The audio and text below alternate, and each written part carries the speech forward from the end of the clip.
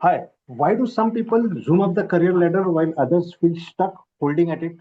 What truly makes a candidate stand out? His skills or attitude? And with careers changing so fast, how do we future proof ourselves? Hi, all. Welcome to Let's Hear It From Powered by My Job Factory. I am your host, Ajay Alkar, and this is the podcast wherein we are really going to get candid with top industry leaders, HR heads, and CEOs who are working very hard to shape and reshape today's dynamic work environment. Joining with us today is one Mr. Prasheel Pardhe. He is a seasoned HR leader with over 2 decades of experience in transforming people strategies and building high impact workplaces across global organizations. He's an MBA from NMIMS, a certified mentor and coach from ISB, and a design thinking expert from MIT Boston. Prasheel sir has led HR functions at Tata Interactive Systems, Reliance Life Sciences, and Lucent Technologies, to name a few, as he has been on the forefront of talent leadership, mergers and acquisitions, scaling startups, and driving people first cultures across industries. So, viewers, if you are a job seeker planning to make your next career move or an employee working very hard to build successful teams, this is the podcast for you. So, without wasting a single second, let's hear it from the horse's mouth. Let's hear it from Prasheel Pardhe. Prasheel ji, we are thrilled to have you here today. Welcome to the show. As Thank uh, yeah, so I come straight to the first question. My first question is on career building and mindset. Too many applications and too few openings. So, from your experience, you. Yeah, what key skills or qualities help a candidate stand out during the hiring process? many a times in the past you have heard we need to know the zing, there's something different, something matching. But most of the times when we look at the two parts, one is through the resume and the other one's when we speak with the candidates. Most of the resume are standard resumes that come through us with no leniency or identity which attached to the job description or attached to the organization. Standard resumes get standard answers. Recruiters roughly have more than 32 seconds to look at your resumes. And if they do not identify um, common words or common experiences, no matter how experienced you are, it doesn't match up to the requirement. So I my advice to freshers or to experienced people is take a little bit of time, read the JD, um, convert your resume in a fashion that attaches to the JD, identify common words, common adjectives, put it into the JD, speak about it when the interviewer is talking to you, and build up a canvas of experiences that attach and match with the scenarios and Wow. situations of the company. Secondly, please go through different stock channels and data analysis of the organization. You might have a brand in your head about a particular company, but when you go through stock scanners and screeners, you would see how the organization has Right. performed in the past 1 year or 4 quarters. Make up your judgment even before taking the time of spending the time or taking your time in applying to the company. Whether it's a junior career or a senior career, it's not the 3.5 lakhs that you draw or not the 50 lakhs or 90 lakhs compensation that you draw. Your time worth its while. Spend time in reviewing organization and give respect to yourself as much as you give respect to them, and decide whether you'd like to apply for the same. There might be two less jobs, but self-worth makes a job and a credible candidate Wow. important. So you are the one who's going to add value, and you should know where are you going to spend your time in adding value to the organization. So give a little bit of importance to yourself, not applying any and every organization blindly. That's the word of advice I can give to people when they're searching for jobs. So, such an apt answer, such a to the point and a specific answer. Sir, with this, I move on to the next question. Typically, post 19 and after the advent of ChatGPT, the business environment has changed due to AI and automation. So, what advice would you like to give to young professionals trying to build a career in today's fast-changing business environment? It's similar to, I mean, let me draw an analogy, or let me draw an example. When you were a small child, you had an architecture in the house, a father and a mother. The mother would be the closest to the child, whether it's a boy child or a girl child. Um, they would work with the upbringing of the child, but there would be a father who would probably form a rule of the game, and he would call the final word in the family. Sometimes it's fathers, sometimes it's grandfathers, but that's the way a Mhm. structure would go. A chat GPT is a tool. I mean, we are all of us are fearing to the part that things would work out and chat GPT would take your jobs. But there is Mhm. always an evolution that happens as a son and a daughter becomes a mother in the future and a father in the future after they have children, and they evolve and they look at larger, higher challenges which they have not seen before. Similarly, it would be a part where most of the AI functions would support. It's first look at it as utility. Second, look at it Right. as how that adds value to you. Utilize it, make it better, and identify where and how it's going to add value to the role, to the job, to the Right. company. Everybody's talk it's I mean, probably in my career I have seen 386s and 486s and 586s, Intel and Pentium inside with heavy laptops where your shoulders start aching. But still we carried it up and down, we used it, and we benefited from it. uh, I think so. Though our computers have become faster and smaller, and our iPads and Right. iPhones have become Yeah. smarter and for smaller, um, we learned how to utilize it first. Don't get worked up by it. You fall down, you look at the top, you stand up, brush your back, and start working on it. So my suggestion primarily would be to learn how to use it first, learn how to utilize and add value to the organization and to yourself. Move on with it. Don't keep quiet and run away. And nobody takes your job overnight. It takes time to make it work. And you would get clear signals. By that time, you have already moved on to a different role and a different genre of handling challenges. So make it your friend rather than getting scared of it. That's what my suggestion would be. Such an insightful suggestion. I moving on to the next question is on company culture. Yeah. Are is company culture, writings only on the walls on the websites? How can job seekers evaluate whether any company's culture is a right fit for them?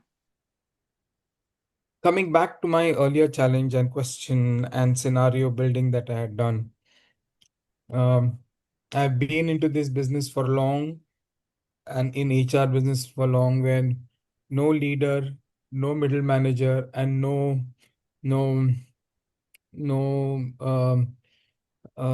fresher would spend more than 3-4 years in an organization. That's probably the 75% of the population that I'm talking about. 10% of the population would continue with the organization and be really concerned and bothered about the culture. So, taking that thought in mind, uh, learning the learning about company cultures, yes, it is important. Understand the base level entry criteria, whether a culture it's really making sense. And most of the organizations have standard informative culture which is aligned to the culture of the city or a country. Uh, if you go down to Chennai, people generally come to office by 9:30. But if you come down to the northern part of India, people will stroll in at 11 o'clock. But the essence and the quality of the work that the culture, the productivity, the productivity the timeline gives is more important than if you manage coming in and going out of time. So looking at it, evolution does happen. You imbibe a culture of the company. The good things of the culture of a company are always fantastic. There are few organizations in India which really are extremely fast driven, hungry, and their culture is let everything go by the bay, get the business. But if you sit into the culture like this, you would learn the methods in the method in a madness of how to derive, manage customer expectation, yet make money out of it in a difficult timeline where speed is important, and you learn that. There are organizations in India which have a culture where you need to follow and tick all the T's before you imbibe and start a project. Oh, those cultures are good, but the stock value also represents the same.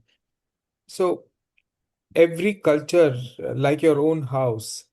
I mean, when I got married, my wife had a culture where they would watch television. The whole family would eat plates and to pick up the plates and eat food in front of a television Right. at their own convenience. All of them didn't sit and eat food together. But my culture was different. My culture was 7:30. No television, serve the plates, and talk to everybody. It's a 25-minute surgeon, but we will all sit together and eat food, and then wash our plates and keep. I guess my wife managed that and worked it better. And she could add value to it at many places. I mean, um, and we some parts we fell into the line, some parts she fell into the line. But what is good is still we sit at 7:30 in the night. Great. We don't watch television and we talk to each other. The dominant parts of culture always stay. If it stays at home, it also stays in an organization. You are the bearer of value. Depends upon how and where you add value as you grow through. You make a difference in your team, you make a difference in your colleagues, you make a difference with your manager.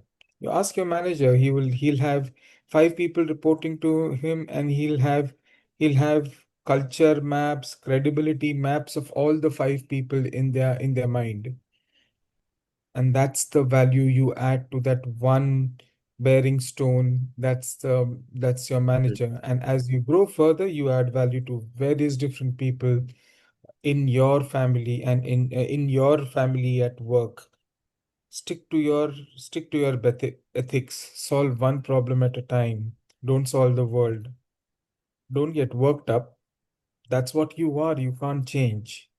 So either you change or you change the others, but do it for the betterment.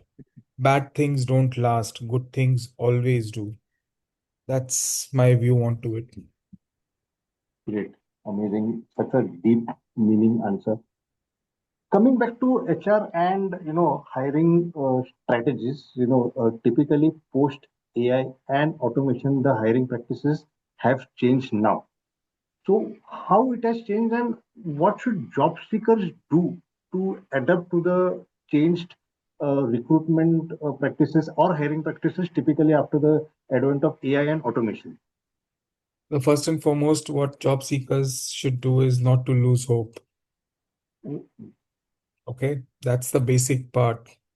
Two is have clarity, do some research before you apply for a job. Keep your keep your worth in mind. There are a lot of AI tools which match resumes to the experiences of a candidate. What they're generally doing is matching not experiences, but matching how one would call it as a Tibet word, or one would call it as something which is available there in the resume and in the job description. Read it. Please spend time reading it. Just don't look at the grade and the name of the position and apply it blindly. Read the job description, make the changes in your resume, and then apply, because that's what an AI tool would do. Pick up words and shortlist you before even a recruiter can even have a conversation with you. So first make it your friend. Understand how he thinks, how the AI would think. Learn through the process. Fantastic AI videos on YouTube, which you can spend 15 minutes hearing, or look at HBR reviews or SHRM reviews or Forbes reviews, and read the articles to see how the AI does recruitment. The words, the experiences, common languages are all there in the JD. Read it, convert it, apply it, and then you see how the turnaround happens. Wow, great, great. So moving on to the next question. My next question is on DE&I. What role does diversity, equity, and inclusion play in hiring and culture building at global organizations today? DEI is not an acronym, Okay. but DEI is a reality to stay. Um, Many organizations have with all the global verifications that they need for global clients and businesses and customers that they draw, DEI is a prerogative over there. So there is a business push and there is a cultural push. When there is a business push, the percentage of inclusions are identified by 30%, 20%, 10%. So that is, or 15%, or we are growing from 15 to 30 in the past 2 years. And that's how we have included diversity into our team and building this. So there could be a reason why the customers would, new customers that you sign up with large deals would set these criterias based upon Europe and US, and Indian customers and Indian service providers or organizations would add value to it by doing it. That's one part of necessity for business and survival. The other part of DEI necessity and business and survival is basically your respect, how you build yourself up in a company of diverse diverse belief and diverse sexuality. First and foremost, diversity and equity primarily would mean, as an employee of the organization, there is always some values and mission statements, as you respect everybody and respect people. That's what you get taught at home. That's what you get taught in school. It's high time you start slowing yourself down and looking at the basics. The basics are respecting, the basics are including the thought process, basics are analyzing it in your mind before you open your mouth to disregard the point of view of people. Um, Basically, it makes you a better human being if you imbibe the few basic qualities of diversity. Diversity does not mean, oh, there are number of women in my or transgenders in my organization, and that's the reason why I am good organization. The diversity, inclusion, and equity primarily starts off with the employees, how they are trained, how they respect, how they deal with situations, and how they respond to points of view and ideologies. And I think so that's the most basics as an elder adult when you're practicing in the office. you tend to do the same practice at home when you're raising your children up, when you're talking to your parents, when you're talking to your maids or drivers, or when you're talking to your wife or husbands. I guess Mhm. we have been taught about this at home. We tend to forget it in the race. This is a way in which we at least start imbibing those basics to for our children to come to respect us as responsible adults. I always look at it saying that how if I behave in a particular fashion, if my son looks at it, will he respect me? Will my wife respect me? Will my mother feel bad if I disregard somebody's point of view? So you are the personal caricature of you make what you make of yourself, and you view yourself within first, and then you put yourself out. And if you manage this well, the respect that you get within the organization and the career graph that you climb in the organization is much faster as compared to people who respond to things when they don't think about it. So my advice would be hear, think, process, then respond. Don't work it the other way around. Okay, such an insightful answer. Next question is a bit different. It's on mentorship. And as a startup founder myself, I understand the importance of mentorship because we need mentors. It's not like I know everything. So as since you are a certified coach and a mentor, so how can young professionals find the right mentors in their career? It's a journey that you can never find one that matches all. Um, that's why people wrote books to read, okay, and learn from it. But when you have like you might read fantastic books, you might read the Bhagavad Gita or you might read the Bible. Or why go far? Even read the Quran. The basic concept every religion teaches you is how to be a better human being. Okay. Okay. Now, you find it about how you deal with businesses and undue challenges within the Bible itself on how you're going to deal with this. A mentor is more than a friend who can stand in the corner and still be called as a smelly kid and come back and tell you you have not done it well. So one of the basic basic tenets of a mentor is that he need not be a teacher or a wife or a husband. He needs to be somebody who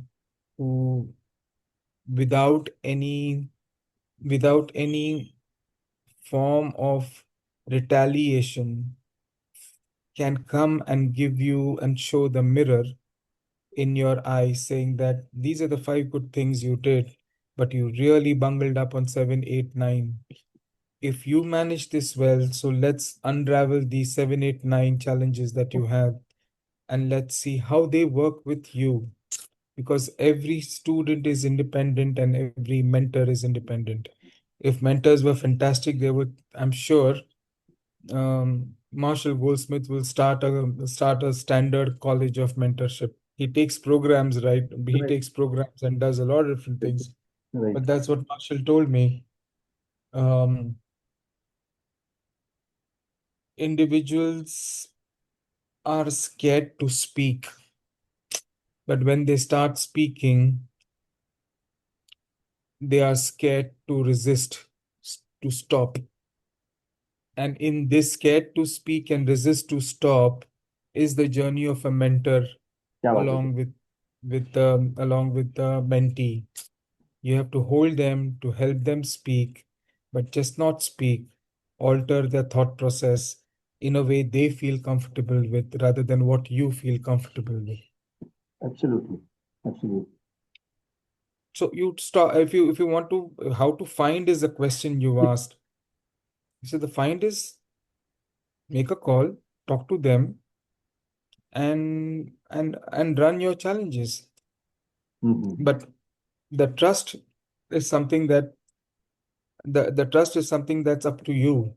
You find the trust and comfort. You can't choose your parents, but I'm sure you choose your friends and your managers and your bosses, sometimes your partners, but uh, the patience is required for you to give it an honest try. Nothing is ready made. And if the mentor is giving you everything ready made, then you are not learning. You are you need to change certain things in you. That's the reason why a mentor is there and a coach is there. Have I answered your question, Ajay? Absolutely, absolutely, sir. Such a detailed answer it was. Sir, I come to the last question of this particular episode. I wish I could have continued but then due to time constraint. Sir, well, my last question is basically on real world insights. What's that one mistake you commonly see candidates make? Only one, one mistake. One common mistake, and how can they avoid it? One of the biggest mistake candidates make is they talk too much rather than rather than rather than asking the right questions. Everybody gets so lost in selling themselves that they forget what are they selling themselves for. Again, have respect in yourself, your self-worth. Ask the questions to make a decision whether as much as the organization thinks about whether you are worthy, even you should think about yourself, whether I am worthy spending that time with this company, what value I will add. So please learn to listen more than to talk as much.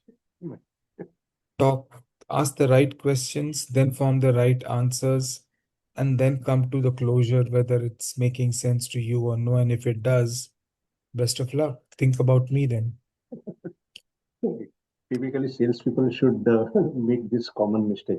So, sir, as mentioned earlier, we are starting a rapid fire section. So, I come to the first rapid fire question. I mean, you can be. I mean, I expect you to answer it in either one word or one sentence. But then that sentence has to be crisp and short. You can be humorous also at times. So, my first Sure. question to you is: if HR had a superhero name, what would it be? Bhishma. I knew this I knew this you तुम्ही हे म्हणणारच होता one corporate buzzword you wish should disappear for ever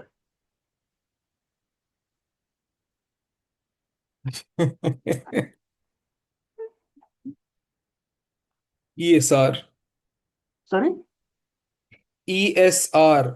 I see other than no shows on date of joining the quickest way to annoy an HR person. It's to talk too much. Okay, I can say one question candidates always ask but then that makes you smile secretly. I'm okay with this compensation, but what more can I get from a company? Okay, that was actually so realistic. And the last rapid fire question: if you weren't in HR, what crazy career you would have tried? I would be a good sales guy. Oh, क्या बात है, sir? क्या बात है?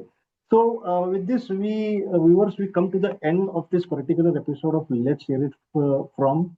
A big thank you to Dr. Prasheel Pardhe, sir, and it was definitely such a learning experience, not only for me but to the viewers also.